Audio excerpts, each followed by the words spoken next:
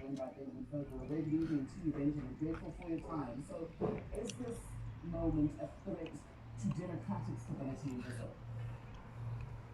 Yes, it is. The city benefit will follow a longer process. There were numerous attempts to undermine the stability